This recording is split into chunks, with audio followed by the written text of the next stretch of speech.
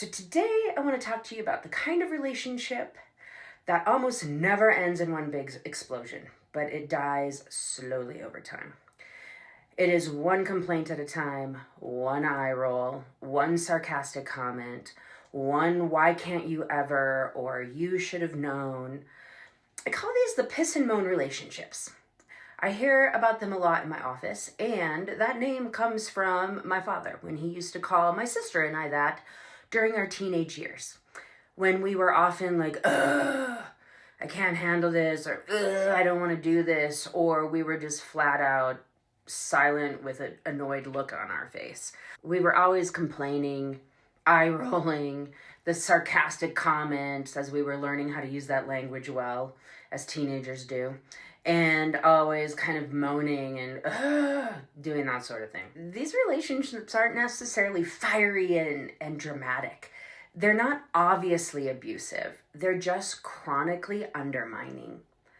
Two people who once cared deeply for each other are now constantly picking, correcting, belittling, backseat driving, and nagging each other. Nothing is ever quite good enough. No effort lands.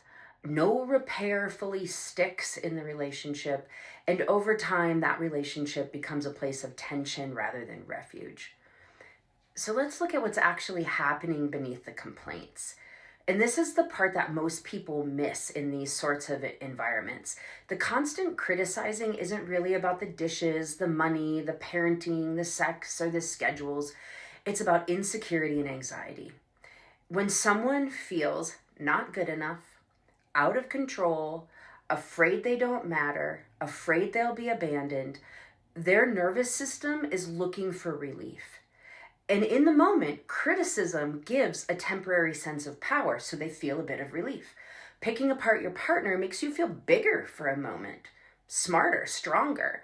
Pointing out what's wrong quiets anxiety for a second, and being right feels safer than being vulnerable.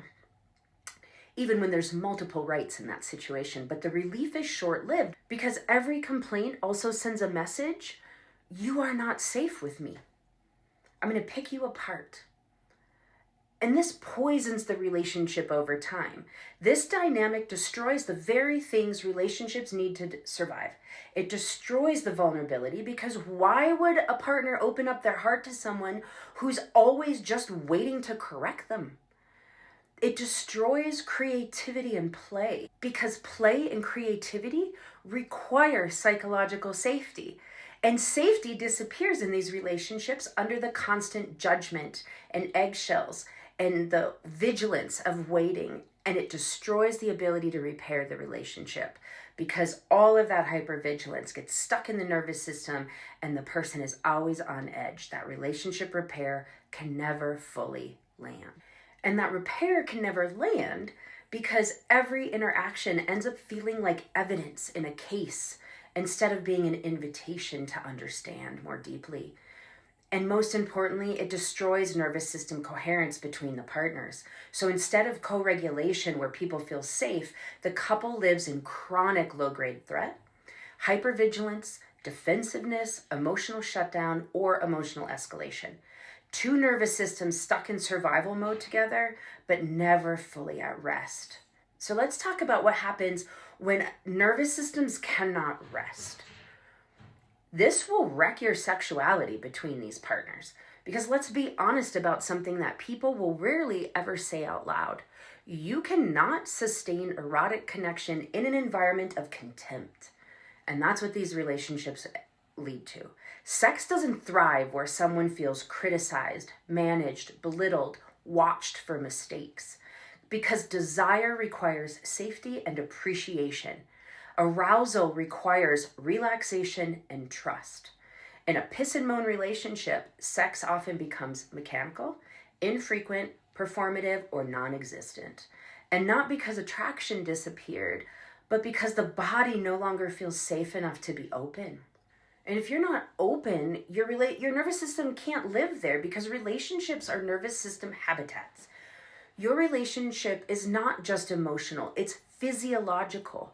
It is a system you live inside. And when that system is filled with constant dissatisfaction, chronic fault finding, unresolved resentment, the body adapts.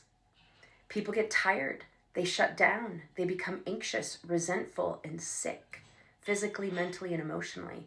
Not because they're weak, but because their nervous system is always bracing, just ready for the next thing. There is a way out. And the way out's a bit of a hard truth. People who constantly criticize their partner are not communicating strength. They are actually communicating fear. Fear of not being enough, fear of losing control, fear of being unseen.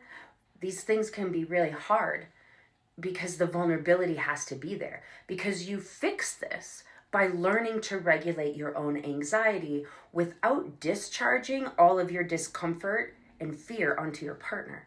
You heal this by asking, what am I actually afraid of right now? What would it look like to express need instead of complaint? Can I tolerate this discomfort without making my partner the problem, or this situation, or this thing, or the world? So here's what healthy relationships do instead. Healthy relationships do not avoid conflict. They avoid contempt. They speak needs instead of accusations. They address stress without character attacks. They repair quickly and sincerely, and they protect each other's dignity even when they're frustrated. They don't exploit the vulnerabilities. They understand that the goal isn't to feel superior, it's to feel safe together. So let's talk about what that looks like. Emotional sovereignty in a relationship doesn't ask you to try to fix things in a way that isn't about you regulating yourself. Because in a piss and moan relationship, they don't fail because people don't care. They fail because people don't know how to sit with their own insecurity without weaponizing it. Emotional sovereignty means this: I take responsibility for my inner world so our shared world doesn't become toxic. Because love doesn't die in one moment. It dies in 1,000 small ones. It dies when safety is replaced with criticism and connection is replaced with control.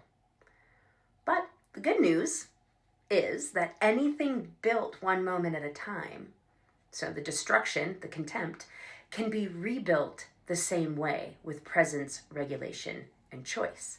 So if you want to rebuild something, you just start taking it apart and one little action at a time, while you're also doing the work to rebuild something better, stronger, and more connected. If you are somebody you know is struggling with this stuff, please share, like, subscribe, and make sure that they hear the message that they are not alone. This is not unique to their relationship, and there are people who can help them. So we help people with this kind of stuff every day at studiob.life, or you can find me at stacyRD.com. We are ready to help you create an emotionally sovereign, connected, and strong relationship. We help people every day become the best version of themselves. Be well.